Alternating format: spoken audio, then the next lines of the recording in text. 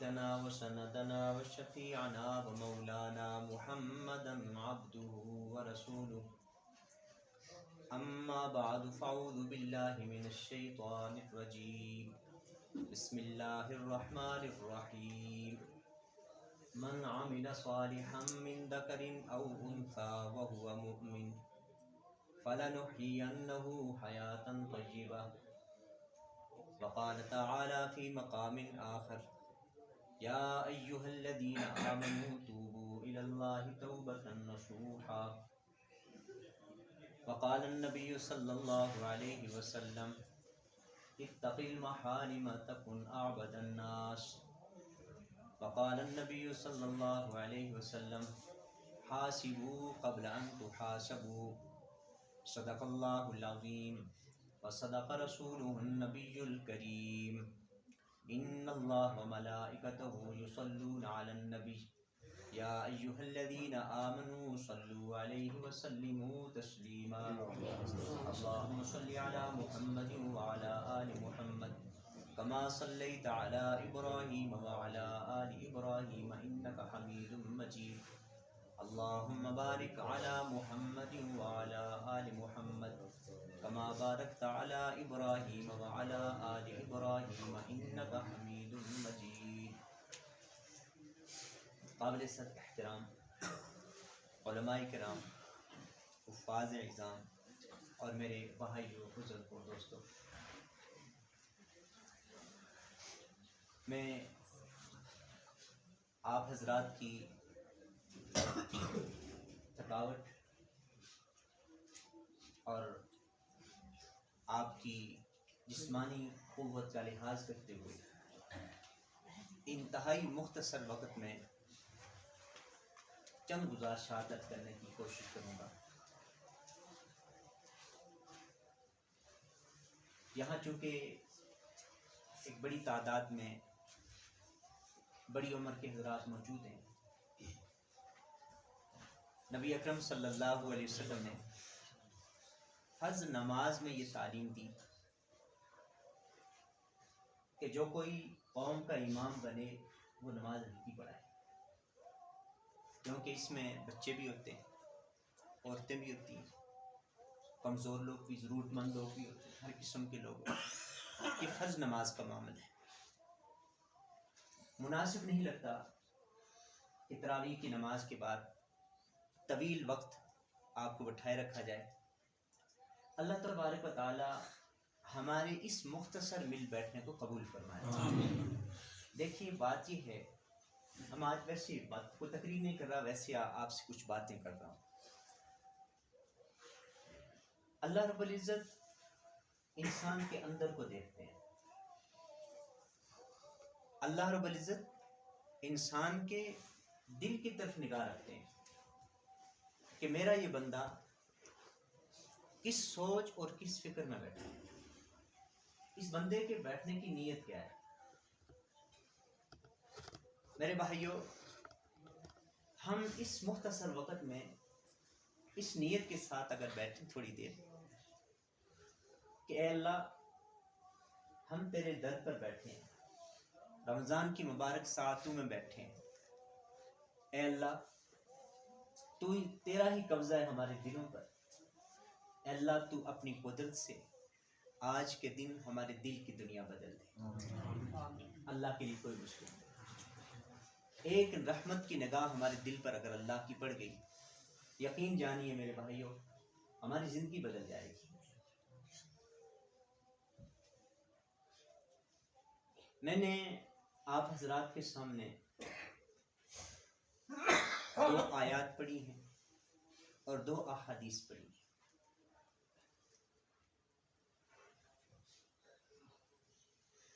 میرے بھائیوں، ایک ایسا نسخہ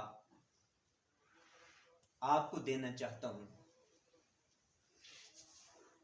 کہ جو نسخہ کوئی بھی اپنائے،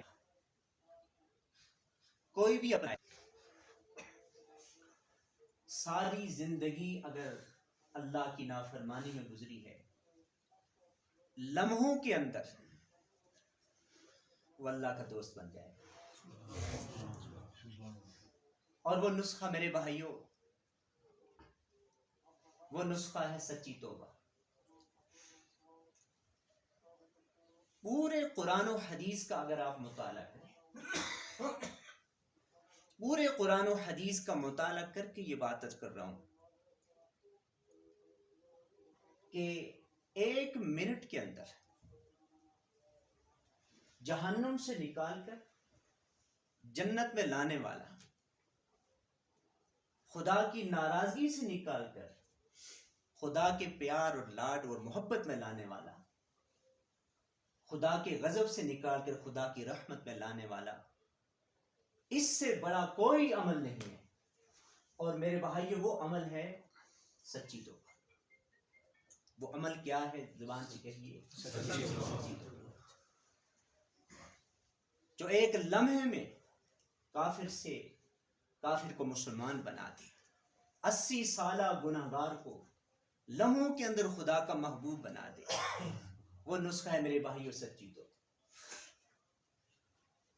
نماز کی اہمیت کا انکار نہیں، روزہ اپنی جگہ، حج زکوٰۃ اپنی جگہ، سب کی اہمیت اپنی جگہ ہے، لیکن میرے بھائیو یہ ایک عظیم ایسا عظیم نسخہ ہے کہ اگر جسے کہتے ہیں جب تک سانس ہے تب تک انسان کے پاس گنجائش موجود ہے، تب تک انسان کے پاس گنجائش موجود ہے کہ انسان اللہ کی طرف آ جائے، پلٹ جائے۔ میرے بھائیوں، سورہ مریم میں اللہ رب العزت نے انبیاء علیہ السلام کا تذکرہ کیا، ابراہیم علیہ السلام کا تذکرہ کیا، اسحاق علیہ السلام کا کیا، اسماعیل علیہ السلام کا کیا، ادریس علیہ السلام کا کیا، حضرت نوح علیہ السلام کا کیا۔ ان تمام انبیاء علیہ السلام کے تذکرے کے بعد اللہ رب العزت نے ایک بات ارشاد فرمائی، اور وہ بات یہ ارشاد فرمائی، فَخَلَفَ مِن بَعْدِهِمْ خَلْفٌ أَضَاعُوا الصَّلَاةَ وَاتَّبَعُوا الشَّهَوَاتِ، کہ ان انبیاء اور ان پاکیزہ ہستیوں کے بعد کچھ ایسے نالائق لوگ آئے کہ جنہوں نے 2 کام کیے، نمازوں کو ضائع کیا اور خواہشات نفس کی پیروی کی۔ یہ 2 کام، فَخَلَفَ مِن بَعْدِهِمْ خَلْفٌ، ایسے نالائق لوگ آئے ان انبیاء کے بعد، ایسے لوگ آئے جنہوں نے نمازوں کو برباد کیا اور شہوات کی پیروی کی۔ اللہ رب العزت نے ان لوگوں کا انجام ذکر کیا، فَسَوْفَ يَلْقَوْنَ غَيًّا، اللہ تبارک و تعالی ان اعمال کی وجہ سے، ان 2 عملوں کی وجہ سے اللہ ان کو غی میں داخل کرے گا۔ یہ سورہ مریم ہے۔ سورہ فرقان میں اللہ رب العزت نے اپنے بندوں کی کچھ صفات ذکر کی۔ وہ نمازوں میں خشوع کرتے ہیں، لغو کاموں سے گریز کرتے ہیں، فضولیات میں محو مصروف نہیں ہوتے۔ آخر میں فرمایا وَلَا يَقْتُلُونَ النَّفْسَ الَّتِي حَرَّمَ اللَّهُ إِلَّا بِالْحَقِّ، ناحق کسی کا قتل نہیں کرتے، وَلَا يَزْنُونَ، ادھر وَاتَّبَعُوا الشَّهَوَاتِ، ادھر وَلَا يَزْنُونَ، بدکاری نہیں کرتے۔ اور آگے فرمایا، اگلی بات فرمائی وَمَن يَفْعَلْ ذَلِكَ يَلْقَ أَثَامًا، جو کوئی آدمی یہ کام کرے گا، ناحق قتل کرے گا، بدکاری کا ارتکاب کرے گا، فرمایا اللہ رب العزت فرماتے اس کو اثام میں ڈالا جائے گا۔ میرے بھائیوں، یہ غی اور اثام کیا ہے؟ بات کو سمجھنا۔ اللہ رب العزت نے سورہ مریم میں 2 گناہوں کا ذکر کیا، 2 برائیوں کا ذکر کیا۔ جن لوگوں نے وہ 2 برائیاں اپنائیں ان کا انجام غی ذکر کیا۔ اور سورہ فرقان میں اللہ نے اپنے محبوب بندوں کا تذکرہ کرنے کے بعد 2 گناہوں کا تذکرہ کیا، جو قتل کریں گے اور جو لوگ بدکاری کا ارتکاب کریں گے ان کو اثام میں ڈالا جائے گا۔ میرے بھائیوں، تھوڑی سی وضاحت عرض کر لوں۔ اللہ رب العزت نے سورہ مریم میں جو فرمایا کہ ایسے لوگ جن کا انجام غی ہے، جن کا انجام دوزخ ہے، پہلی صفت، پہلا وصف ان کا ذکر کیا، اضاعوا الصلاۃ، نمازوں کو ضائع کرنا۔ میرے بھائیوں، یہی میں آپ سے عرض کرتا چلوں، آج رمضان ہے، رمضان مبارک کے اندر آج آپ کو مسجد بھری نظر آ رہی ہے، لیکن جو ہی رمضان ختم ہوگا، رمضان کے اختتام کے بعد آپ کو مسجد پھر خالی نظر آئیں گی۔ یہی لوگ جو اس وقت آپ تراویح کی نماز میں شریک ہوتے ہیں، کیا عشاء کی نماز میں بھی اسی طرح شریک ہوتے ہیں؟ ذرا سوچیے اس بات کو۔ جس طرح آج فجر کی نماز میں شریک ہوتے ہیں، کیا آپ سحری کے فجر کی نمازوں میں عام دنوں کے اندر شرکت کرتے ہیں؟ ایسا نہیں ہے، مسجدیں خالی ہو جاتی ہیں۔ میرے بھائیوں، اضاعوا الصلاۃ کا مطلب یہ ہے کہ یا تو وہ نمازیں پڑھتے ہی نہیں، یا پڑھتے ہیں کبھی کبھار، یا پڑھتے ہیں لیکن سستی اور کاہلی سے، سستی اور کاہلی کے ساتھ اضاعوا الصلاۃ، نمازوں کو ضائع کرتے ہیں۔ میرے بھائیوں، نماز یہ معمولی چیز نہیں ہے۔ آپ کہیں گے ختم قرآن کی مجلس میں نماز کا ذکر، میرے بھائیوں نماز کو معمولی چیز نہیں ہے۔ اللہ رب العزت کے نزدیک اگر اس سے عظیم کوئی تحفہ ہوتا، میرے بھائیوں میرے نبی جب معراج پہ تشریف لے گئے تو اللہ نے کیا تحفہ دیا تھا؟ نماز کا تحفہ دیا تھا۔ معلوم ہوا اللہ کی بارگاہ میں یہ کوئی معمولی چیز نہیں ہے، یہ عظیم تحفہ ہے اللہ رب العزت نے جو اپنے محبوب کو معراج کے موقع پر عطا فرمایا۔ یہ ایسی نماز ایک ایسی عبادت ہے، نماز ایک ایسی عبادت ہے کہ روئے زمین کی جتنی مخلوق ہے اس ساری مخلوق کی عبادت ہماری اس نماز میں جمع ہے۔ آپ ذرا غور کریں، اللہ رب العزت نے درخت بنائے، درخت قیام کی حالت میں اللہ کی عبادت کر رہے ہیں۔ اللہ رب العزت نے یہ پہاڑ بنائے، پہاڑ یہ قاعدے کی حالت میں اللہ کی عبادت کر رہے ہیں۔ جانور چوپائے یہ رکوع کی حالت میں اللہ کی عبادت کر رہے ہیں، یعنی جو چیز جس حالت میں ہے اسی حالت میں اللہ کی عبادت کر رہی ہے۔ ہماری نماز میں قیام بھی ہے، ہماری نماز میں رکوع بھی ہے، ہماری نماز میں قعدہ بھی ہے۔ میرے بھائیوں، اللہ رب العزت کی یہ جو مخلوق ہے، یہ جو رینگنے والے جانور ہیں، یہ سجدے کی حالت میں اللہ کی عبادت کر رہے ہیں، تو اس ساری مخلوق کی عبادت ہماری اس نماز میں جمع ہے۔ آپ نے سنا ہوگا اللہ رب العزت کے کچھ فرشتے ایسے ہیں کہ جو جب سے پیدا ہوئے قیام کی حالت میں قیامت تک اللہ کی تسبیح میں مصروف ہیں۔ کچھ فرشتے ایسے ہیں جو صرف رکوع کی حالت میں قیامت تک اللہ کی تسبیح میں مصروف ہیں۔ کچھ سجدے کی حالت میں، انہیں رکوع کی اجازت نہیں، انہیں قیام کی اجازت نہیں، صرف سجدے میں ہے، قیامت تک سجدے کی حالت میں رہیں۔ میرے بھائیوں، ہماری نماز وہ عظیم تحفہ ہے کہ اللہ رب العزت نے فرشتوں کی ساری عبادت کو اس میں جمع کر دیا۔ قیام بھی ہے، رکوع بھی ہے، سجدہ بھی ہے، عبادت۔ یہ ایسی جامع عبادت ہے میرے بھائیوں نماز، اور یہی وہ نماز ہے اگر اس کو کما حق ادا کیا جائے تو اللہ رب العزت کا خود ارشاد ہے، ان الصلاۃ تنہی عن الفحشاء والمنکر، یہی نماز بے حیائی سے بھی روکے گی، یہ بے حیائی سے روکے گی۔ میرے بھائیوں، حضرت عمر رضی اللہ تعالیٰ کا زمانہ ہے۔ حضرت عمر رضی اللہ تعالیٰ کے زمانے میں ایک نوجوان کا دل کسی عورت کی طرف متوجہ ہو گیا۔ اب اس مرد نے، اس نوجوان نے اس عورت کو دعوت دی، لیکن وہ عورت بڑی سمجھدار تھی، اللہ والی تھی۔ اس عورت نے کہا کہ ٹھیک ہے، میں آپ کی بات تسلیم کرتی ہوں، لیکن میری ایک شرط ہے۔ وہ شرط یہ ہے کہ تم 40 روز عمر رضی اللہ تعالیٰ کی امامت میں، ان کی اقتداء میں تم نماز پڑھ کر آؤ۔ اللہ، حضرت عمر رضی اللہ کی اقتداء میں تم نماز پڑھ کر آؤ، تمہاری جو خواہش ہوگی وہ میں پوری کروں گی۔ اس نے کہا یہ کون سی بات ہے، 40 دن عمر کے پیچھے رضی اللہ تعالیٰ عنہ ان کے پیچھے نماز پڑھ لیں گے۔ چنانچہ وہ نوجوان حضرت عمر رضی اللہ تعالیٰ کے پیچھے جماعت کے ساتھ نماز پڑھنے لگ گیا۔ 40 روز گزرنے کے بعد وہ آدمی اپنے وقت مقررہ پر نہیں آیا۔ جب ایک دن گزرا، 2 دن گزرے، چند دن گزر گئے، نہیں آیا، تو اس عورت نے خود پیغام بھیجا، تھی بڑی سمجھدار، اس عورت نے خود پیغام بھیجا، آپ نے 40 روز مکمل کرنے کے بعد اپنے وعدے پر آئے نہیں۔ اللہ اکبر، اس نوجوان نے جواب دیا، اس نوجوان نے کہا کہ ارے اب جس در کے ساتھ میری لو لگ چکی ہے، اب اس در سے تیرے در پر آنا مجھے گوارا نہیں. میرے بھائیو یہ ہے ان الصلاۃ تنہی عن الفحشاء، نماز بے حیائی سے روکے.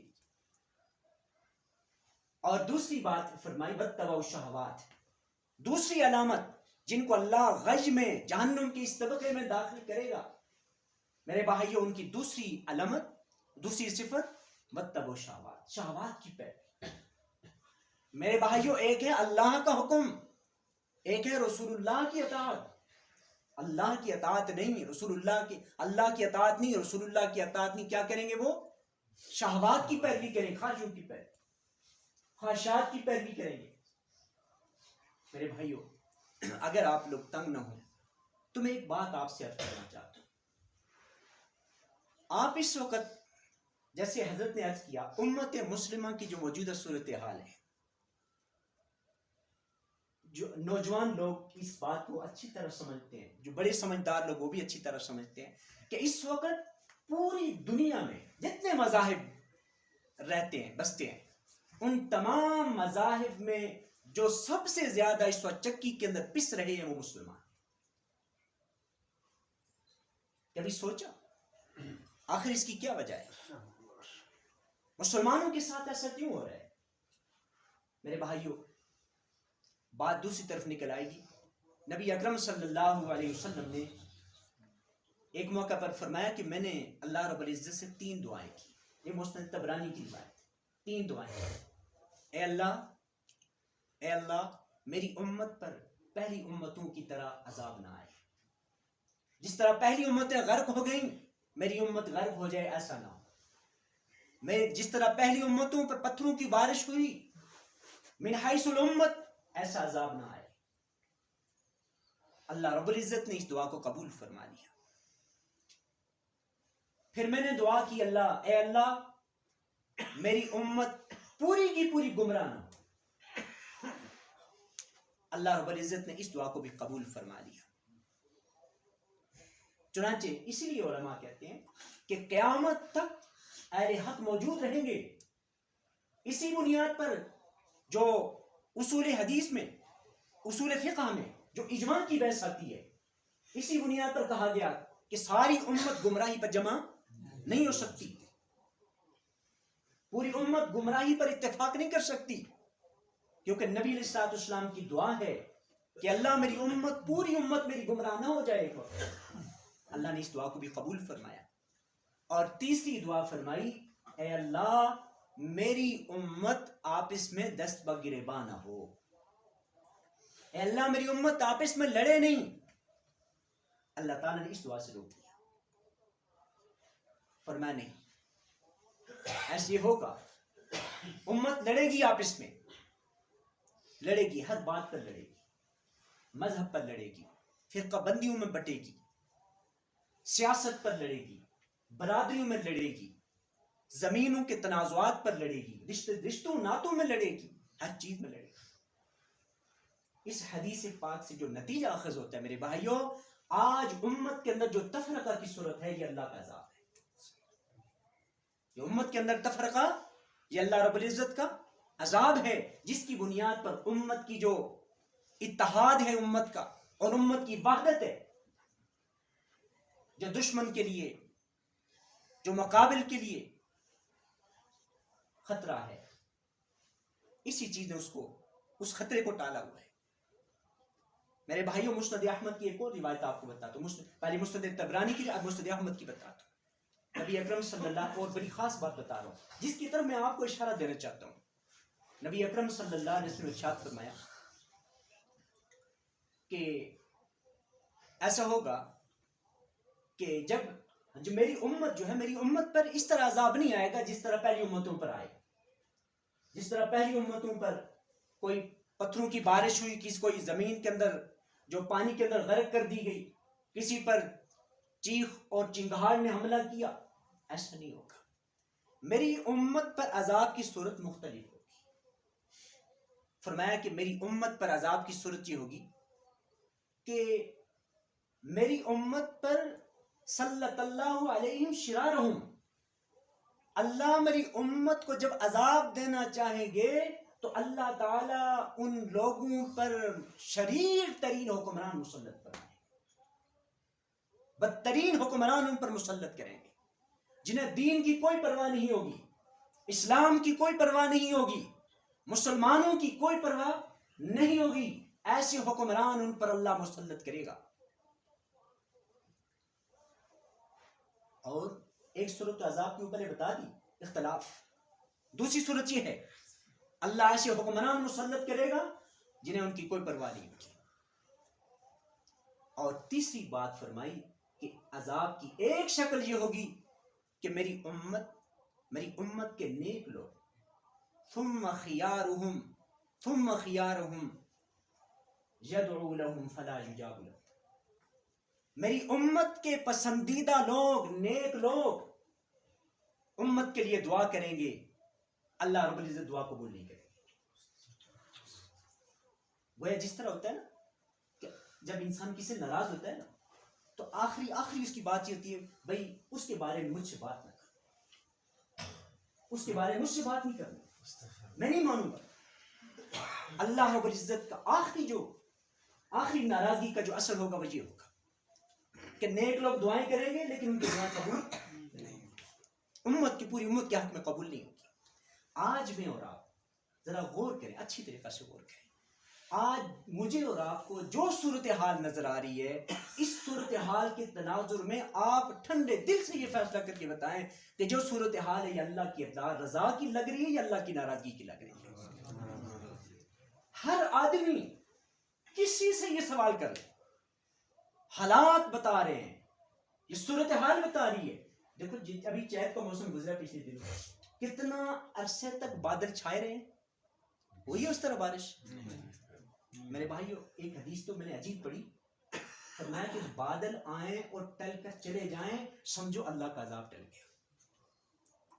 میرے بھائیو پتہ نہیں کس کی دعائیں اور آہیں اور سسکیاں ہیں جس کی بنیاد پر یہ ہم بچ رہے ہیں.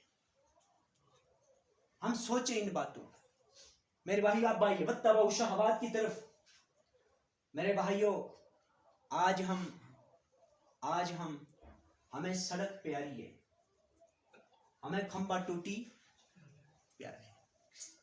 میرے بھائیو ہمیں دنیا کی یہ چیزیں عزیز ہیں، لیکن کیا کبھی ہم نے اپنے انہی سیاست دانوں سے، میں کسی سیاسی جماعت کی بنیاد پر بات نہیں کر رہا، خدا را ناراض نہ ہونا، میں آپ کو بات سمجھا رہا، ہم نے کبھی ان سیاست دانوں سے جو ہم سے ووٹ لینے آتے ہیں، کبھی ہم نے ان سے یہ سوال کیا ہے کہ تم یہ سارے وعدے کر کے جا رہے ہو، ہم یہ کریں گے، وہ تو آگے کی بات ہے، ہوگا یہ نہیں ہوگا، وعدے سارے کر رہے ہو. ہمارا ایک سوال ہے، ہم مسلمان ہیں، آپ بھی مسلمان ہیں، ہمارا سوال یہ ہے کہ تم اسلام کے لیے کیا کرو گے؟ کبھی ہم نے ان سے پوچھا تم اس قرآن کے لیے، قرآن کی مجلس ہے، قرآن کے احکامات کے نفاذ کے لیے تم کیا کرو گے؟ حق بنتا ہے ہمارا، نہیں بنتا بحثیت مسلمان. جہاں ہم ٹوٹی کھمبے کا سوال کرتے ہیں، ہم اپنے ان قائدین سے یہ سوال کر سکتے ہیں کہ نہیں کر سکتے؟ میرے بھائیو ہم ان خواہشات کی پوجا کر کے، ہم ان خواہشات کی نظر کر کے سب کچھ، میرے بھائیو اللہ رب العزت کیا کل قیامت کا دن جب ہوگا، یہ بات یاد رکھیں، اللہ رب العزت کی طرف سے ضرور پوچھ ہوگی، اس بات کی ضرور گرفت ہوگی. میرے بھائیو اپنے لیے دنیا تو کم حاصل کرتے رہے، ان سیاست دانوں سے اپنی جولی میں دنیا ڈالتے رہے، لیکن کیا ہم نے ان سیاست دانوں کو یہ نہیں کہہ سکتے کہ خدا کے دین کا کیا بنے گا، محمد رسول اللہ کی ختم نبوت کا کیا بنے گا، صحابہ کی عظمت کا کیا بنے گا؟ میرے بھائیو ایک بات، واتبعوا الشہوات، اسی کا دوسرا رخ دیکھیے. میرے بھائیو واتبعوا الشہوات، شہوتوں کی پیروی کریں گے. ماں بہن بیٹی اگر ننگی پھر رہی ہے، نیم برہنہ پھر رہی ہے، بازاروں کی زینت بن رہی ہے، انہیں کوئی پرواہ نہیں. میرے بھائیو واتبعوا الشہوات، شہوتوں کی پیروی کریں گے. جو جی میں آیا کہہ دیا، جو منہ سے آیا نکال دیا، اس سے کسی کی عزت جاتی ہے، کوئی پرواہ نہیں. اپنے جی کی اپنی مرضی ہے، خواہش کی پوجا ہے، جو جی میں آیا کہہ دیا، جو عمل میں آیا کر دیا. میرے بھائیو اور کچھ نہیں. تو میرے بھائیو راستے میں چلتے ہوئے محلے کے اندر اپنی نگاہ کو غلط استعمال کیا، اپنی خواہش کی پوجا ہے، اور وہ بھی نہ ہو سکا تو میرے بھائیوں آج کا یہ جو بدبخت ترین ہمارے پاس آلہ ہے موبائل، یہ بڑا موبائل، اب اس کا بٹن آن کر کے وہاں سے غلط تصویریں دیکھنا لگ گئے. ہے ایسا کہ نہیں ہے نوجوان اس طرح ہے کہ نہیں ہے؟ واتبعوا الشہوات.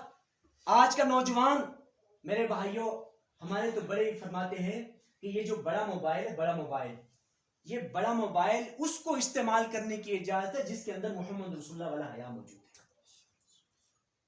میرے بھائیوں اس موبائل نے کس کا حیا محفوظ رکھا ہے؟ مجھے بتاؤ، کسی کا حیا محفوظ ہے؟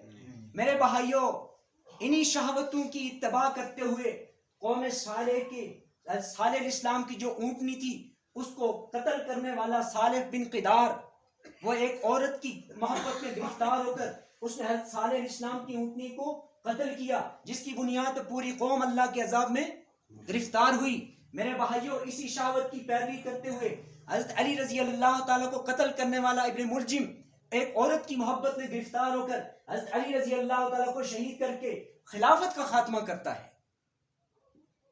میرے بھائیوں یہ شہوتوں کی پوجا، یہ اپنی خواہشات نفس کی اتباع، یہ معمولی چیز نہیں ہے. اس کی بنیاد پر کئی برکتیں ختم ہو جاتی ہیں.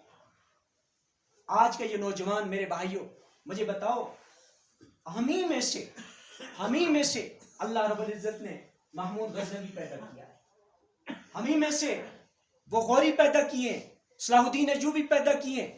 میرے بھائیوں محمد بن قاسم ہمیں سے اٹھا ہے.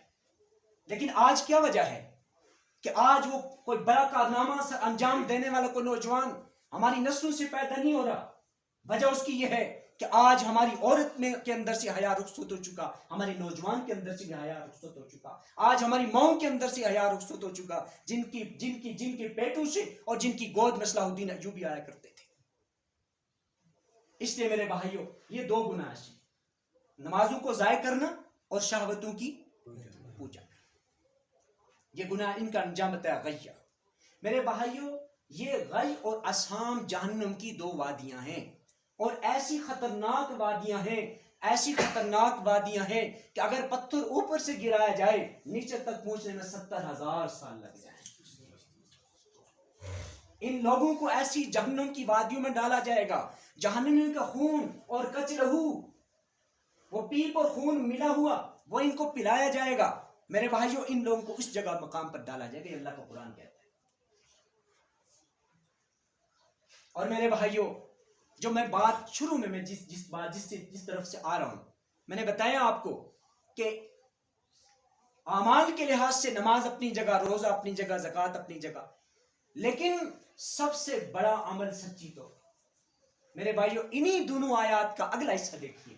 سورہ مریم کے اندر اللہ رب العزت نے جہاں اس سزا کا ذکر کیا اور آگے ساتھ فرمایا الا من تاب وآمن وعمل صالحا فاولئک يدخلون الجنہ. ہاں اتنے بڑے گناہ کرنے کے باوجود نمازوں کو ضائع کیا، شہوتوں کی اتباع کی، ساری زندگی گناہوں کے اندر گزار کر میرے بھائیوں اگر کوئی توبہ کرے گا اللہ کا اعلان ہے اولئک يدخلون الجنہ. اسی طرح سورہ فرقان میں آئیے اللہ رب العزت فرماتے ہیں لوگوں کو قتل نہیں کرتے، زنا نہیں کرتے. اگر ایسا کوئی کرے گا یلقا اسام میں ڈالا جائے گا. لیکن آگے ساتھ اللہ نے فرمایا الا من تاب وآمن وعمل صالحا. اب یہاں بات اور انداز کی ہے فاولئک یبدل اللہ سیئاتہم حسنات. اللہ کی رحمت کو اور جوش آ گیا. میرے بھائیوں فرمایا جو توبہ کر لے گا اتنے بڑے گناہ کرنے کے باوجود ہم صرف معاف نہیں کریں گے، اس کے گناہوں کو بھی نیکی سے بدل دیں گے. اتنے بڑے گناہ کر کے اولئک یبدل اللہ سیئاتہم حسنات، گناہوں کو بھی نیکیوں سے بدل دیں گے. حدیث قدسی ہے، اللہ رب العزت ارشاد فرماتے ہیں اے انسان تو اتنے گناہ کر لے کہ زمین سے لے کر آسمان تک درمیان کی فضا کو بھر دے. اتنا گناہ کر کوئی نہیں سکتا، لیکن اگر ایسا ممکن ہو سکے کہ زمین سے لے کر آسمان تک درمیان کی فضا جیسے بلاک سے بلاک جوڑا جاتا ہے، گناہوں کو جوڑا جائے، اتنے گناہ تو کر لے، اور اتنے گناہ کرنے کے بعد ایک دفعہ صدق کے دل سے ایک دفعہ صدق کے دل سے تو کہہ دے اے اللہ تو مجھے معاف کر دے، جتنے بڑے تو نے گناہ کیے اس سے بڑی مغفرت میں تجھے عطا کر دو۔ میرے بھائیوں، انسان آئے تو صحیح اللہ کی طرف۔ آج کا دن اس اعتبار سے میں آپ سے یہی بات عرض کرنا چاہیا ہوں کہ میں اور آپ اپنے اعمال کا محاسبہ کریں۔ دیکھو، جنت میں داخلے کے 2 دروازے ہیں، جنت میں داخلے کے 2 دروازے، جیسے دیکھو یہ کتنے دروازے ہیں آپ کے؟ 2 دروازے ہیں نا، 2۔ ایک دروازہ اگر بند ہے تو کیا کرو گے؟ دوسرے دروازے سے آ جاؤ گے۔ ایک دروازہ بند ہو دوسرے سے۔ جنت میں داخلے کے 2 دروازے ہیں، ایک ہے تقوی اور دوسرا ہے توبہ۔ یا تقوی کے ذریعے سے آپ جنت میں داخل ہو جاؤ، اگر تقوی نہیں زندگی میں اپنا سکے تو توبہ کے ذریعے جنت میں داخل ہو جاؤ۔ میرے بھائیو، 2 راستے۔ اب رمضان ہم نے گزار دیا، 22-23 روزے ہم نے گزار دیے۔ رمضان کا ہر روز پکار کر کہتا رہا کہ اہل ایمان آج تقوی والی صفات اپنے اندر اپنا لو، آج اپنا لو، آج اپنا لو، آج اپنا لو۔ ہر روز ہمیں ندا دیتا رہا، لیکن آج تک ہم اس معیار پر نہیں اتر سکے۔ تو میرے بھائیوں، آج ہمارے پاس یہ وقت ہے، ہم صدق کے دل سے اللہ کے حضور سچی توبہ کر لیں۔ میرے بھائیوں، جب انسان توبہ کرتا ہے نا، ایک حدیث پاک میں آتا ہے، انسان توبہ کرتا ہے تو اللہ بندے کی توبہ سے اتنا خوش ہوتے ہیں کہ جتنا کہ کسی عورت کی اولاد نہ ہو رہی ہو تو اللہ رب العزت اس کو اولاد عطا فرما دیں، وہ عورت اتنی خوش نہیں ہوگی جتنا اللہ بندے کی توبہ سے خوش ہوگی۔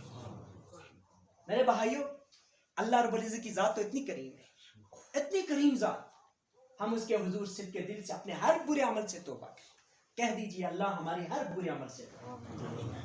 میرے بھائیوں، ان برے اعمال میں ایک عمل، آخری بات کر رہا ہوں، ان برے اعمال میں ایک عمل، میرے بھائیوں وہ کیا ہے؟ آج ہم نے جو قرآن مجید جو ہم نے سنا، اس قرآن کے ساتھ جو ہم نے سلوک کیا ہے، یہ ایک الگ برا عمل ہے۔ میرے بھائیوں، 19ویں پارے میں اللہ رب العزت ارشاد فرماتے ہیں کہ کل قیامت کے دن اللہ کا رسول شکایت کرے گا، وقال الرسول یا قوم اتخذوا هذا القرآن مہجورا، یا ربی ان قوم اتخذوا هذا القرآن مہجورا، اے پروردگار میری قوم نے اس قرآن کو چھوڑ دیا تھا۔ یہ کون کہے گا؟ اللہ کے رسول کہیں گے صلی اللہ علیہ وسلم۔ میرے بھائیوں، ہم سارے اس امید پر ہیں کل قیامت کے روز میرے آقا میری شفاعت کریں گے، میرے آقا میری شفاعت کریں گے۔ میرے پلے کچھ نہیں، اپنے آقا کی شفاعت کا سہارا ہے۔ میرے بھائیوں، ایک طرف شفاعت کا سہارا، لیکن دوسری طرف وہاں معاملہ یہ ہو کہ رسول اللہ ہی کھڑے ہو جائیں اور کہیں اس بندے نے میرے قرآن کو چھوڑ دیا تھا۔ میرے بھائیوں، وہاں امیدوں پر جب پانی پھرے گا پھر پتہ چلے گا۔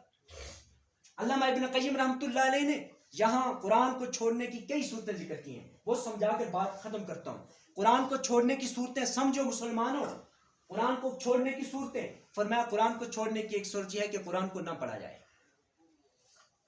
قرآن کو پڑھا نہ جائے۔ میرے بھائی، ہم پورا مجمع ہے، مجھے بتائیے وہ حضرات صرف ہاتھ کھڑا کرنا جنہوں نے ابھی تک قرآن مکمل کر لیا ہے، دیکھ کر قرآن مجید میں الفاظ تو الحمدللہ کتنے لوگ ہیں جنہوں نے دیکھ کر قرآن، الفاظ نہیں باقی لوگ جنہوں نے دیکھ کر قرآن مکمل کر لیا ہے۔ میرے بھائیوں، امام اعظم ابو حنیفہ رحمۃ اللہ فرماتے ہیں کہ سال میں 2 مرتبہ قرآن مجید کو دیکھ کر ختم کرنا یہ قرآن کا حق ہے۔ میرے بھائیوں، قرآن مجید کو نہ پڑھنا یہ قرآن مجید کو چھوڑنا ہے۔ میرے بھائیوں، آج ہمارے پاس روزانہ ہم فیس بک آن کرتے نہیں کرتے، روزانہ ہم جو ہے نا وہاں سب کچھ پڑھتے ہیں، اپنا وقت وہاں برباد کرتے ہیں، لیکن ہمارے پاس اگر وقت نہیں ہے تو قرآن کی تلاوت کے لیے وقت ہے نہیں۔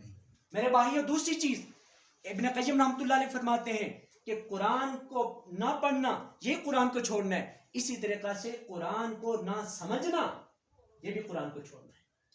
میرے بھائیوں، قرآن کس کا کلام ہے؟ اللہ کا کلام ہے۔ کس کے لیے آیا ہے؟ میرے اور آپ کے لیے آیا ہے۔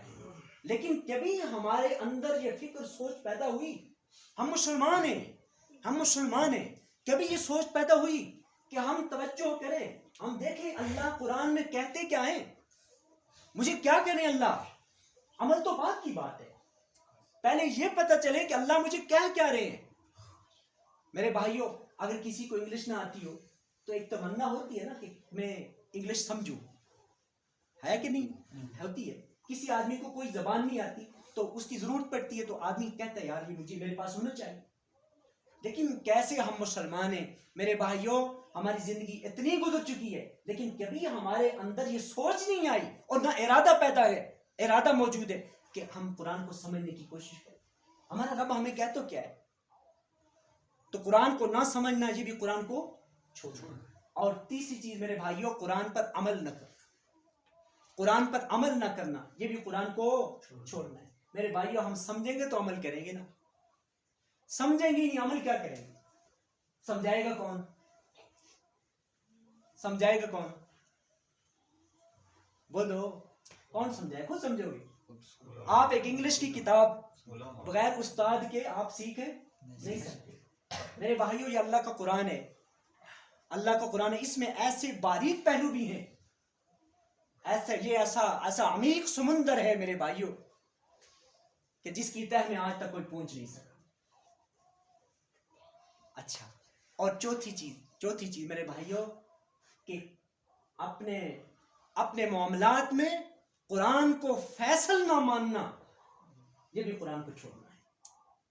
معاملات زندگی میں پیش آتے ہیں، اپنے معاملات میں، اپنے جھگڑوں میں، اپنے مسائل میں قرآن سے فیصلہ نہ لینا یہ بھی قرآن کو چھوڑنا. میرے بھائیوں آج ہم جھگڑا ہوتا ہے، کوئی معاملہ پیش آتا ہے، ہم عدالتوں میں، کچہریوں میں اور جرگے پنچایت میں جاتے نہیں جاتے؟ ہر جگہ جاتے ہیں. لیکن کیا ہم نے کبھی قرآن سے نہیں پوچھا میرے اس جھگڑے کا فیصلہ قرآن تو بتا تیرا میرا فیصلہ کیا ہے؟ کبھی ہم نے سوچا قرآن کو من لم یحکم بما انزل اللہ فاولئک هم الفاسقون، من لم یحکم بما انزل اللہ فاولئک هم الظالمون، فاولئک هم الکافرون. جو اللہ کے نازل کردہ حکم کے مطابق فیصلہ نہ کرے وہ ظالم ہے، وہ کافر ہے، وہ فاسق. مجھے بتاؤ، اپنے گریبان میں جھانکو. میرے بھائیوں اس عمل سے بھی سچی توبہ کی ہمیں ضرورت ہے. ہم آدھی توبہ کرتے ہیں، آدھی توبہ نہ کیجیے. اپنے تمام برے اعمال سے اللہ ہم توبہ کرتے ہیں، اور ساتھ ساتھ جو پہلو سامنے آتا چلا جائے اس پر بھی سچی توبہ. اور توبہ کس کو کہتے ہیں؟ حضرت علی فرماتے ہیں توبہ ندامت کا نام ہے، اپنی غلطی پر شرمندہ ہونے کا نام ہے. اپنی غلطی پر شرمندہ ہو کر اس غلطی کو چھوڑ دے، اپنی غلطی پر شرمندہ ہو کر غلطی کو چھوڑ دے. اس سے پہلے میری نگاہ غلط استعمال ہوتی تھی، اے اللہ اب میں نگاہ کو غلط استعمال نہیں کروں گا. نوجوانوں کل قیامت کا دن ہوگا. کل قیامت کے دن اللہ رب العزت جب جنتی جنت میں چلے جائیں گے، جنتی جنت میں جائیں گے اور سب کچھ مل جائے گا. سب کچھ مل جانے کے بعد اللہ تعالیٰ پوچھیں گے یعنی جنت کچھ اور بھی چاہیے آپ کو؟ وہ کہیں گے اللہ سب کچھ دے دیا اور کیا چاہیے ہمیں. پھر اللہ رب العزت وہ ایک میدان، کھلے میدان کے اندر جنتیوں کو اپنا دیدار کروائیں گے. اللہ اکبر. سارے حسینوں کو پیدا کرنے والا اللہ وہ اپنا دیدار کروائے گا. میرے بھائیوں جو آدمی دنیا کے اندر اپنی نگاہ کو غلط استعمال کرتا ہے، علماء فرماتے ہیں کل قیامت کے دن وہ شخص اللہ کے دیدار سے محروم ہوگا. اور میرے بھائیوں علماء نے تو اور بات، عجیب بات، بلکہ واقعات کی روشنی میں بات لکھی ہے. یہ نگاہ کا غلط استعمال صرف دل کو گندا ہی نہیں کرتا میرے بھائیوں، یہ ایسا خطرناک گناہ ہے کہ موت کے وقت خاتمہ خراب ہو جاتا ہے، خاتمہ خراب ہو جاتا ہے. یہ ایسا خطرناک گناہ ہے نگاہ کا غلط استعمال. آج ہمارا حال کیا ہے میرے بھائیوں؟ بازاروں میں، راستوں میں، محلوں میں، گلی کوچوں میں اور موبائل میں ہم اپنی آنکھوں کو غلط استعمال کرتے نہیں کرتے. اے اللہ ہم آئندہ نگاہ کو غلط استعمال نہیں کریں گے. بڑوں سے بھی عرض کر رہا ہوں، بڑوں سے بھی. آج ہم بابیوں سے دیکھو، پردے کا حکم اللہ کے قرآن کا ہے، یہ میرا حکم نہیں ہے، اللہ کا حکم. اللہ کہہ رہے ہیں، اللہ کہہ رہے ہیں قل للمؤمنین یغضوا من ابصارہم قل للمؤمنات یغضضن من ابصارہن. اللہ کا حکم ہے میرے بھائیوں. اللہ رب العزت نے پردے کا حکم اتارا، نگاہوں کی حفاظت کا حکم اتارا. اللہ نے جب حکم دیا، بتائیے ہم باقیوں سے کتنا پردہ کرتے ہیں؟ اور ہیں سارے ولی، ایسا کہ نہیں ہیں سارے ولی نماز پڑھ کر خوش ہیں. ایک گناہ کبیرہ بھی جب تک آدمی میں موجود ہے بندہ اللہ کا ولی نہیں ہو سکتا. ہم ساریوں سے پردہ کرتے ہیں، مامی سے پردہ کرتے ہیں، بولیے اپنی کزنوں سے کرتے ہیں؟ اور بھائی نہیں کرتے پھر بتاؤ اللہ راضی ہے ناراض ہے؟ سوچو. اس لیے میرے بھائیوں اپنے تمام چھوٹے